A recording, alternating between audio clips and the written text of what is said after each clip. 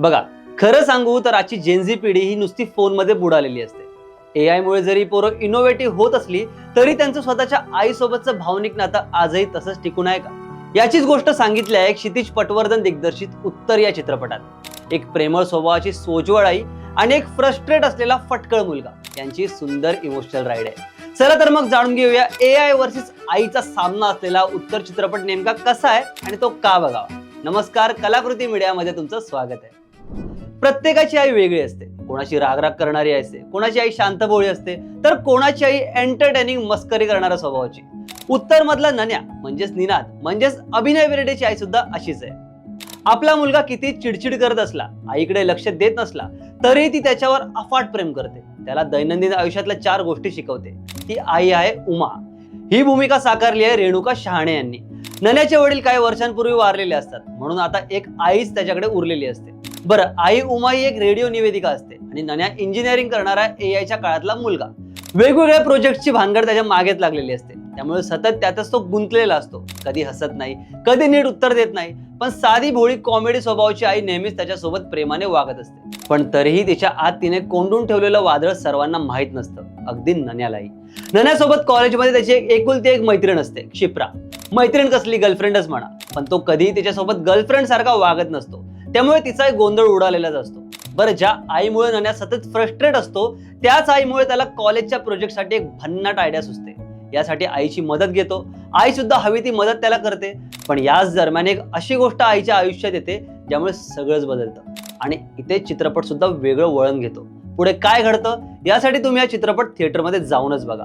बरं, हा आपण चित्रपटाचा प्लॉट पाहिला. आता पाहूया चित्रपटातल्या कलाकारांनी अभिनय कसा केलाय. तर रेणुका शहाणे या अक्षरशः उमा आणि आई हे दोन्ही पात्र जगले आहेत. मनातली घुटमळ सोबत ठेवून सर्वांना नेहमीच आनंदी ठेवणारी आई त्यांनी उत्तमरित्या साकारली. दुसरीकडे नन्याचं पात्र सुद्धा मेकर्सने सुंदर रंगवलंय. म्हणजे आजच्या युगातला सोशल मीडियामध्ये हरवलेला, आई असतानाही एआयच्या जगात वावरणारा फोटोलिक जेनझी असा निनाद त्यांनी सुंदर उभा केलाय.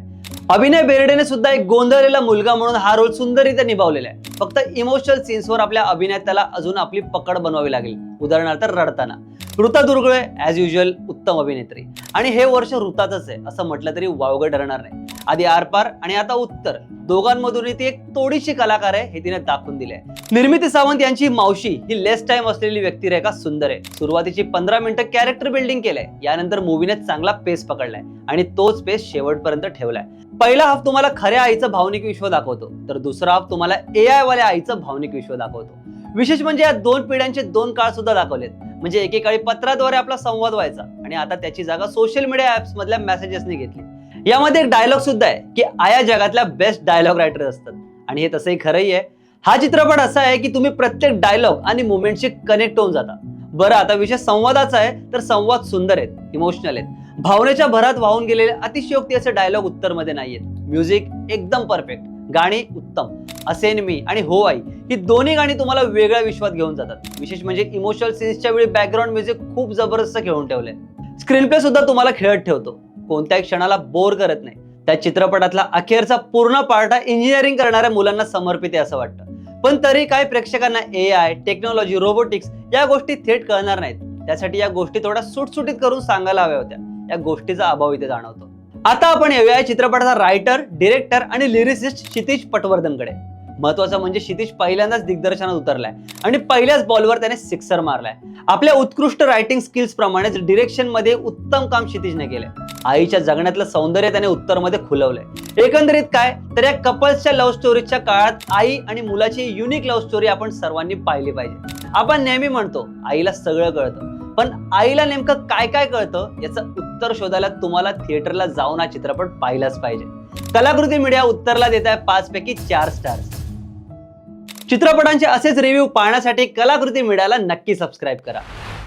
रसिका हो, कलाकृती मीडिया म्हणजे मनोरंजनाची लयलूट. मनोरंजन क्षेत्रातील किस्से व घडामोडींचा आस्वाद घेण्यासाठी कलाकृती मीडिया या यूट्यूब चॅनलला सबस्क्राईब करा आणि व्हिडिओ लाईक करा.